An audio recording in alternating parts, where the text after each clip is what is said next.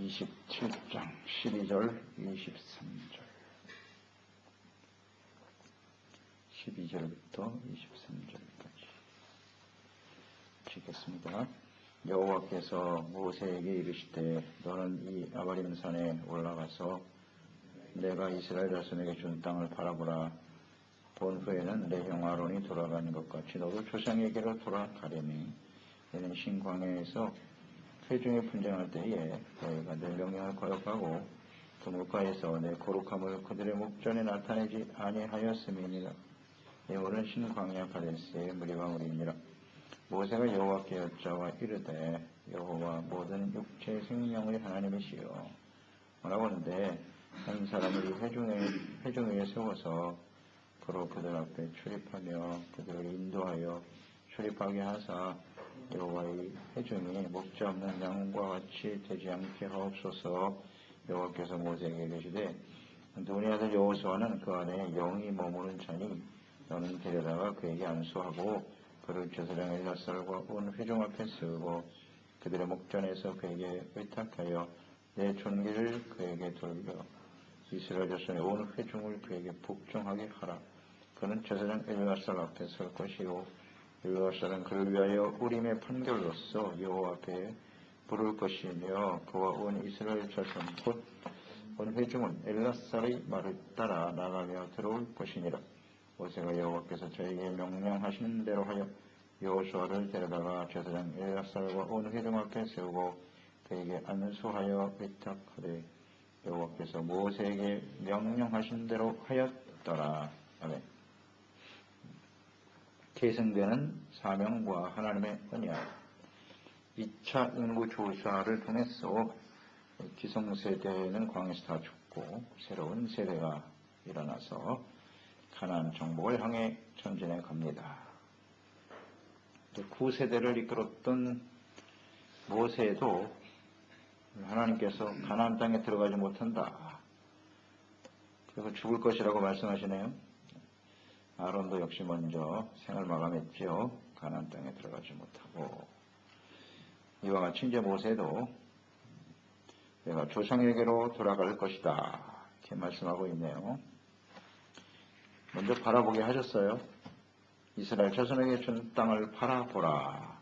보기는 하는데 들어가지는 못한다. 모세의 죽음에 대해서 하나님께서 조상에게로 돌아간다 이렇게 표현하셨어요. 조상에게로 돌아갈 것이다. 여기서 조상은 누구이고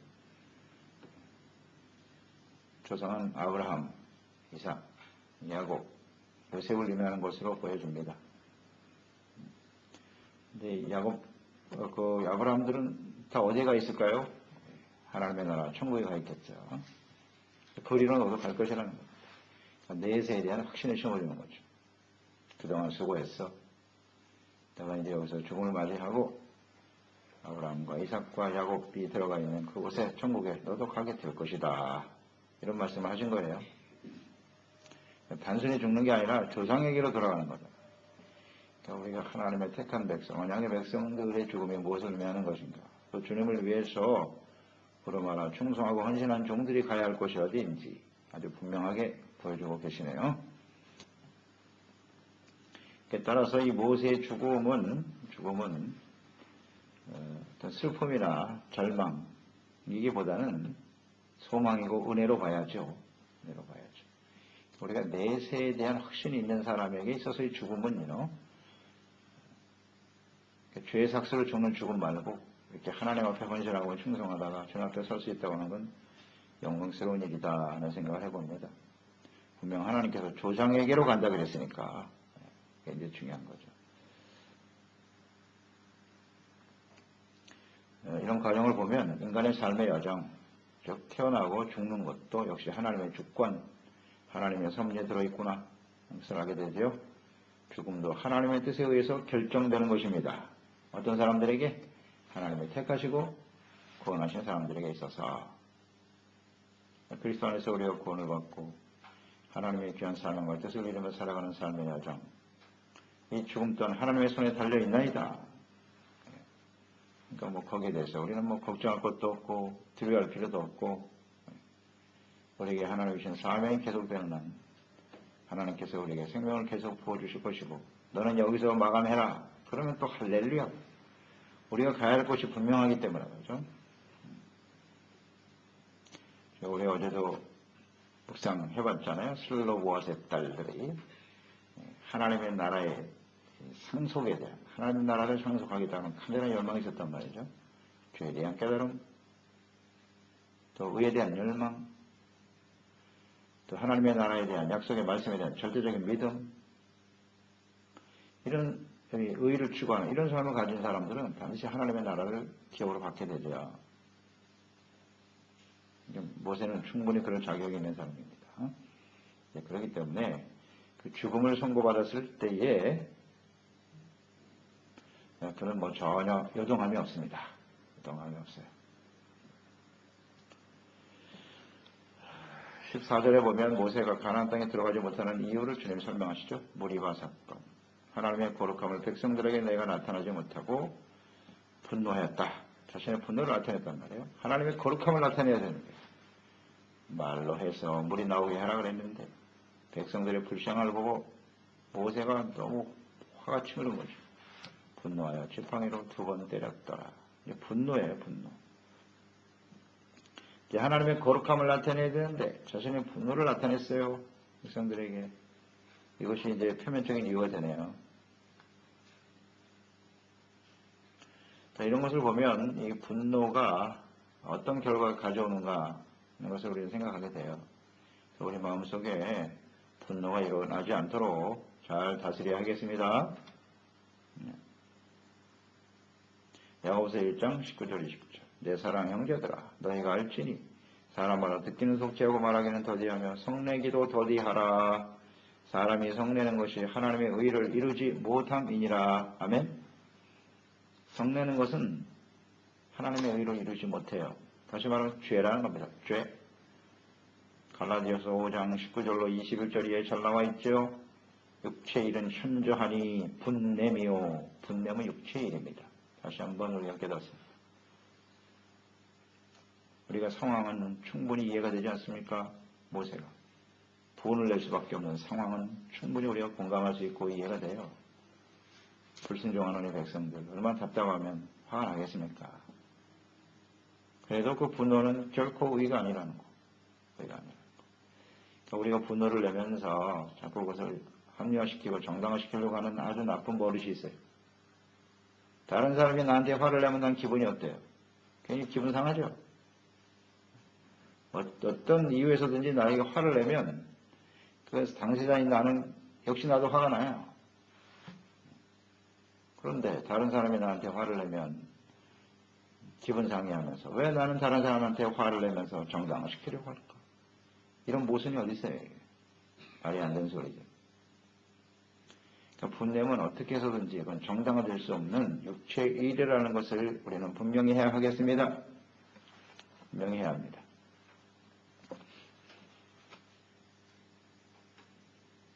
이것을 주님께서 아주 정확하게 지적을 하셨어요. 모세가 결정적인 실수를 했는데 그것까지도 하나님은 아주 엄하게 다루시네요.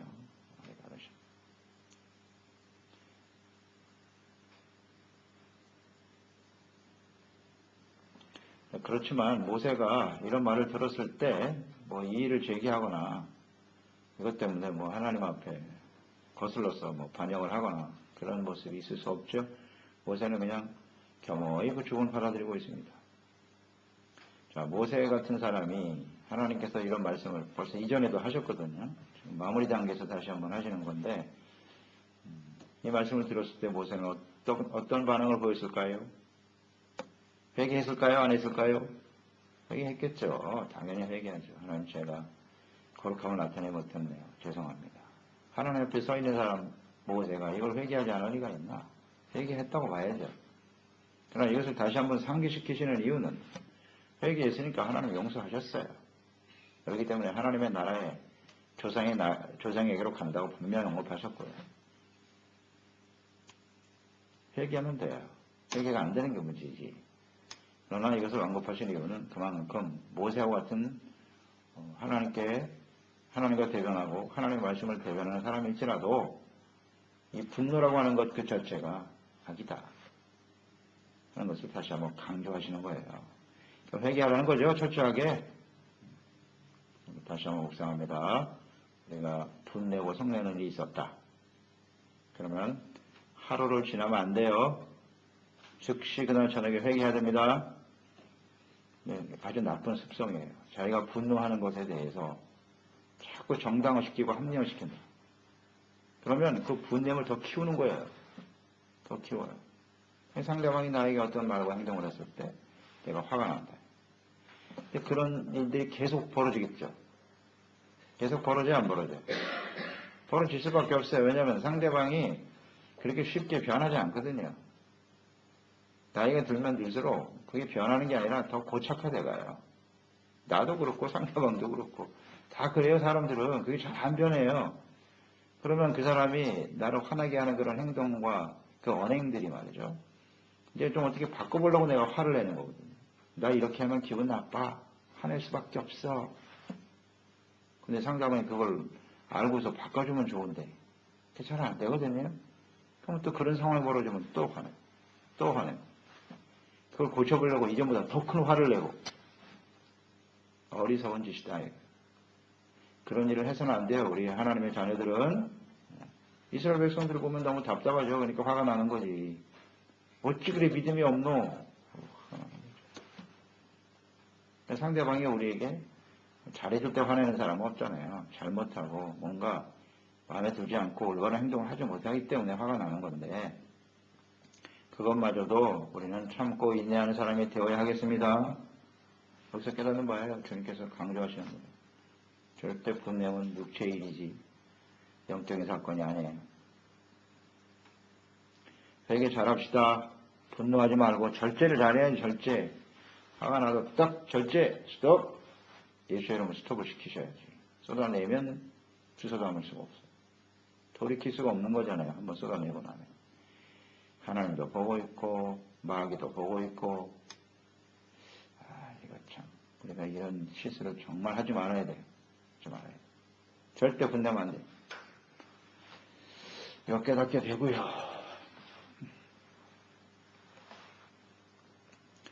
하나님께서 15절 17절에 보면 죽음을 너 죽는다 그랬어요. 죽음을 예고받은 모세의 취한 행동은 무엇이었죠? 이것을 우리는 주목해야죠. 겸허히 죽음을 받아들이고 있고요. 즉 하나님의 주권을 인정하는 거예요. 그것 때문에 뭐 두려워하거나 뭐 절망하거나 낙심하거나 그럴 필요 없어요. 그만큼 하나님이 인도하시는 삶을 살았고 사명을 향해서 다 달려온 사람은 모세였어요. 후회 없는 인생을 살아온 거죠.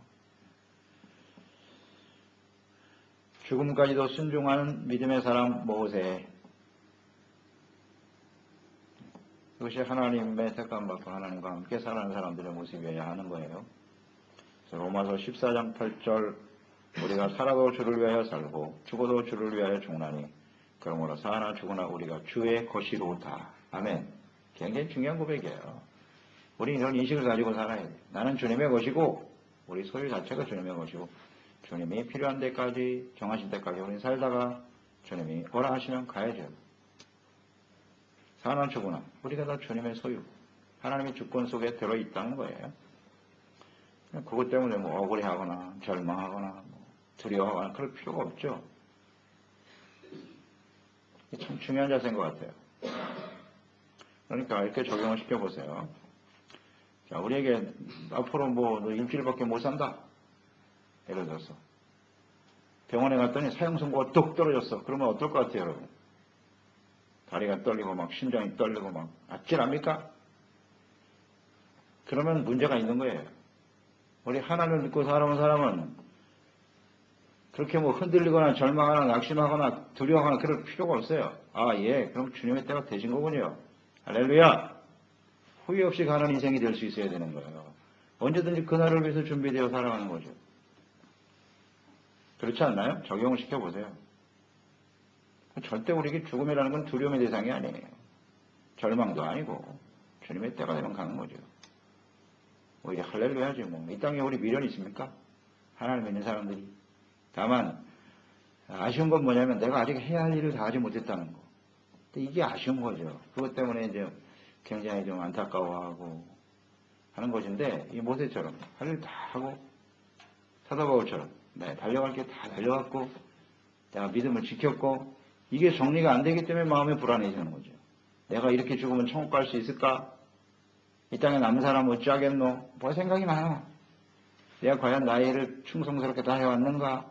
이제 주님 앞에 서야 된다는 얘기거든요. 죽는다는 얘기는. 그러니까 막 후회가 되고 막 아쉬움이 남고 두렵기도 하고 그렇지 않을까요? 그러니까 우리는 언제 우리의 삶이 마감할지라도 내가 이 모세나 바울처럼 주어진 사명의 길을 달려왔고 그를 위해서 최선을 당해 살아왔기 때문에 또 하나님이 지었게 주는 죄에 대해서는 철저하게 회개하고 돌이켰고, 이게 중요한 것 같아요. 이게 바로 죽음을 위해서 준비하는 자세가 아닐까요? 지혜로운 삶이죠. 그런 게 지혜로운 삶. 흔들리는 이유가 뭔가 이런 걸 생각해 봐야 되는 거죠. 네. 자, 이 죽음을 예고를 받았을 때 모세는 어떤 생각을 했어요? 17절. 그로 그들 앞에 출입하며 그들을 인도하여 출입하게 하사 여호와의 회중이 목자 없는 양과 같이 되지 않게 하옵소서. 자기의 사명을 알고 있죠. 목자의 사명. 자신이 이제 삶을 마감하게 된다면 이 이스라엘 백성들 양들을 누가 이끌어갈 것이냐 하는 거예요. 그러니까 이 모세의 생각은 이스라엘 백성들. 항상 거기에 맞춰져 있어요. 이들을 어떻게 할 것입니까?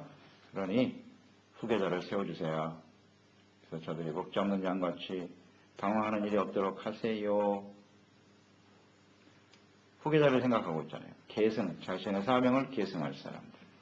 그렇습니다, 여러분. 우리가 언제 죽을지 잘 모르지만 우리가 이제 다 인생 후반전이기 때문에 죽을 날이 가까운 거 사실 아니에요? 그렇다면 어떻게 해야 되느냐 이거예요. 내가 죽는다라고 우리가 선고를 받았을 때 우리는 어떤 생각을 하겠는가?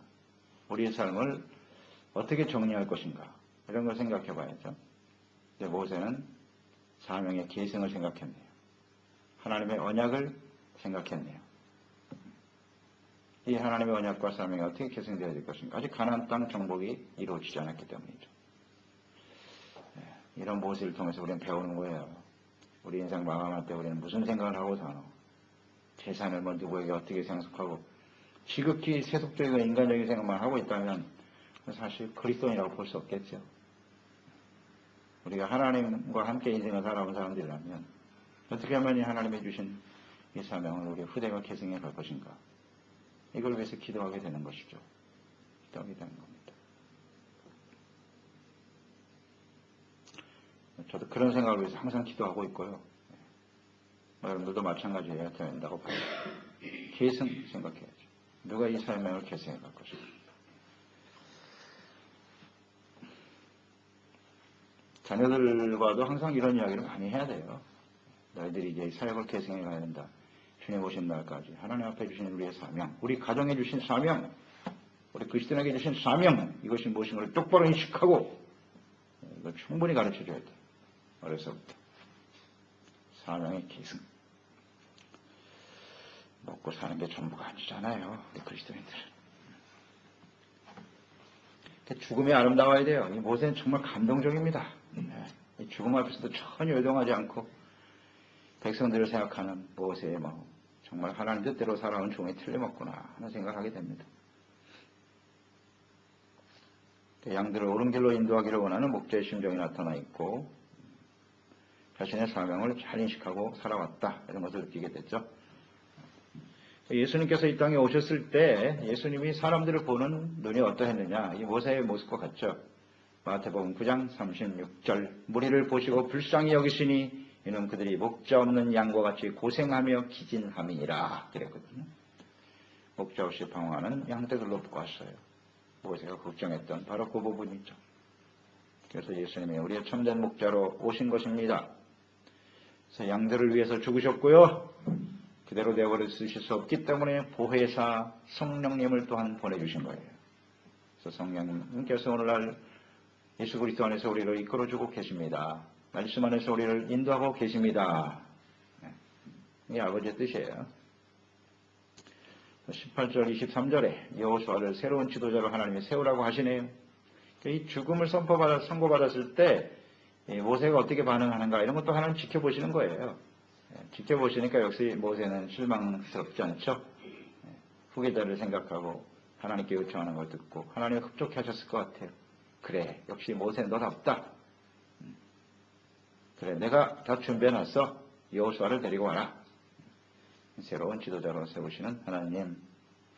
그러니까 여호수아를 뭐라고 말씀하셨어요? 보니까 여호수아는 영이 그 안에 머무는 자다. 이렇게 아주 확실하게 말씀하셨네요. 그러니까 여호수아가 왜 지도자가 되어야 하느냐?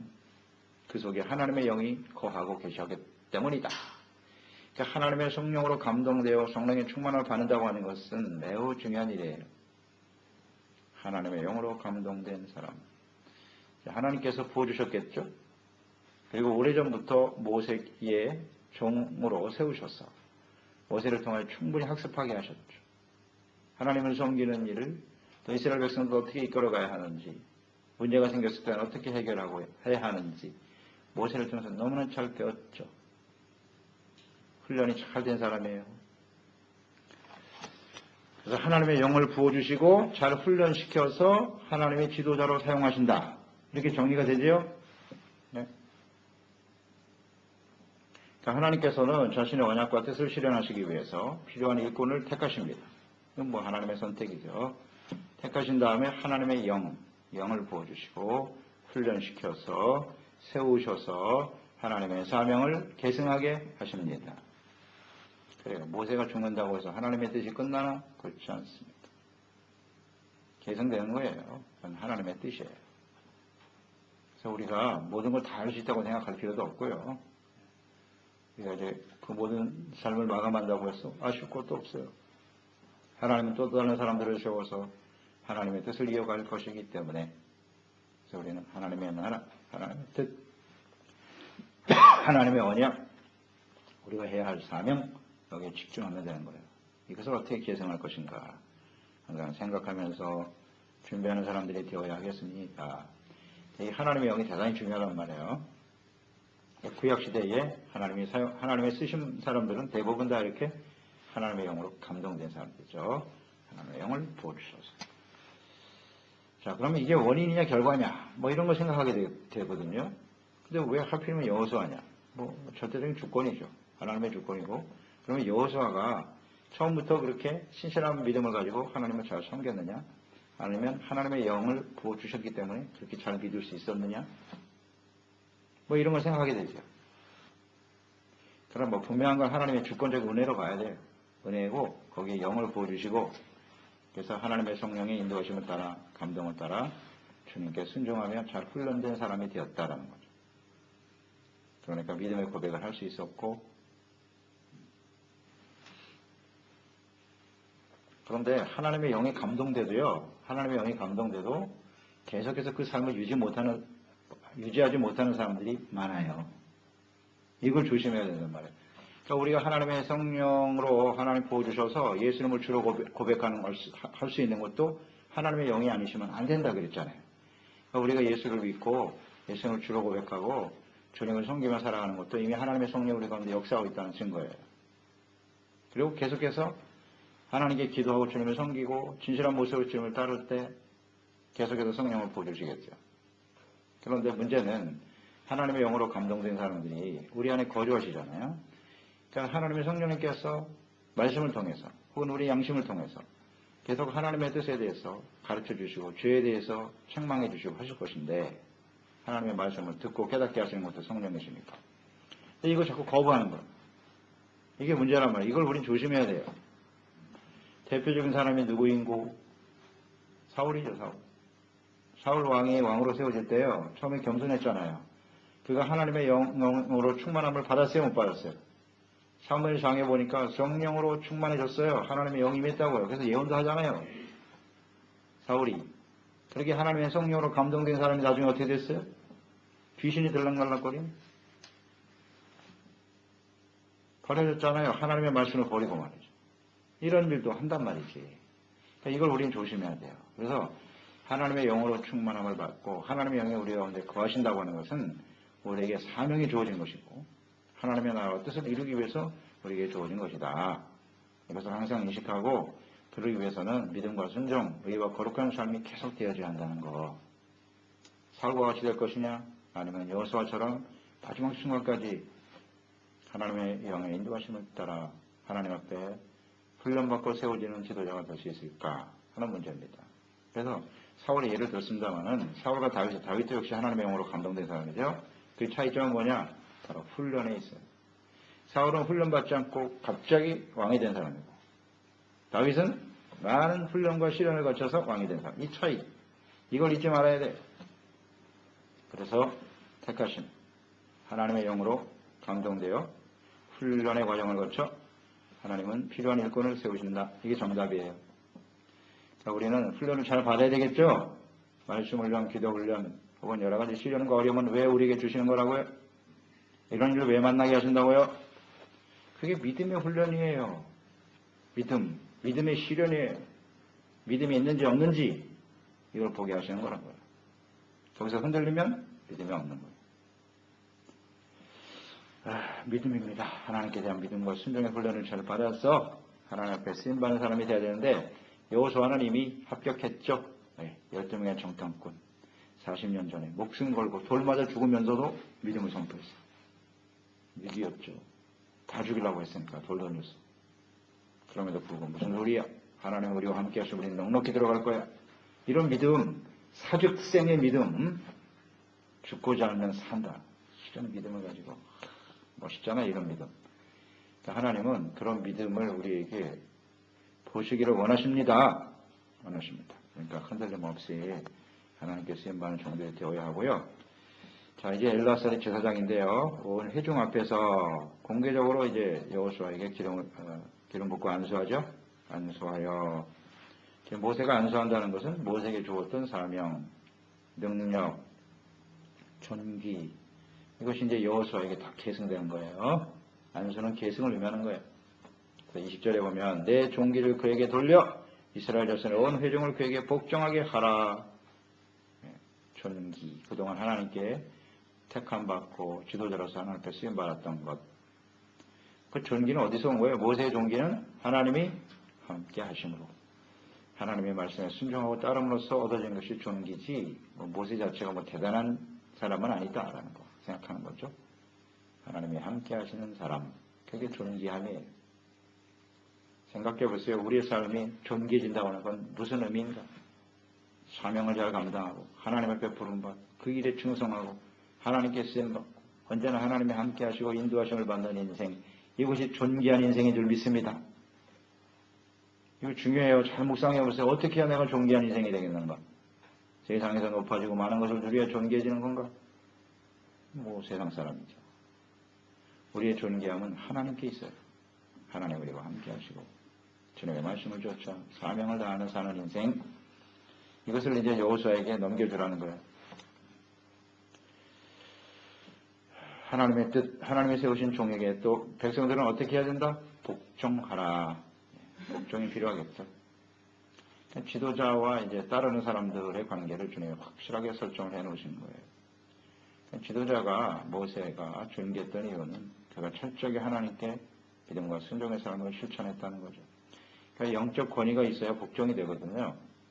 그러니까 영적 권위는 하나님의 영이 임하고 또 믿음으로 잘 훈련되어 하나님 앞에 철저히 순종과 믿음의 본을 보이는 사람에게 이런 영적 권위를 주시는 것이고 존귀함을 나타내 주십니다. 우리도 그런 사람이 되어야죠. 그래야 우리 자녀들이 복종함을 따를 것이고 또 새롭게 들어오는 모든 성도들에게도 이런 귀중한 일을 함께 나누면서 계승하는 삶이 될 수 있겠죠. 기도하겠습니다. 하나님 아버지, 오늘도 모세의 죽음 묵상하게 됩니다. 아쉬움이 남죠. 지금까지 40여 년 동안 이스라엘 백성들을 이끌어왔던 모세, 그는 정말 하나님 앞에 충성된 종이었어요. 이스라엘 백성들은 모세가 아니었으면 여러 번 죽을 뻔했습니다. 광야에서 다 끝날 뻔했어요. 그런데 또 하나님께서 그 중보자의 모세, 진실한 마음으로 백성들을 사랑하고 그들을 옳은 길로 이끌기 위해서 최선을 다했던 모세, 하나님이 그를 가나안 땅에 들어가지 못하고 죽게 하셨네요. 그것은 하나님의 은혜라고 보여집니다. 사명의 계승이 필요하다고 주님이 인식하셨을 것이고요. 구세대는 광야에서 마감되고 새로운 세대가 일어나 하나님의 나라를 이루어가기를 원하시는 아버지의 뜻을 생각하게 됩니다. 마지막 순간까지도 하나님께 사명과 또 백성들을 위해서 최선을 다해 헌신하려고 했던 모세의 마음, 그렇게 생각하게 됩니다. 우리도 언젠간 죽음을 맞이하게 되겠죠. 이 죽음의 의미가 무엇인가를 잘 생각하고 죽음 앞에서 우리가 해야 할 일이 무엇인가를 생각하게 하소서. 그래서 우리에게 주어진 하나님의 은혜와 사명, 우리 자녀 세대에 아름답게 개선되어 하나님의 나라와 하나님의 뜻이 이 땅에 온전히 펼쳐지게 만들어 주시옵소서. 예수님의 이름으로 기도드리옵나이다.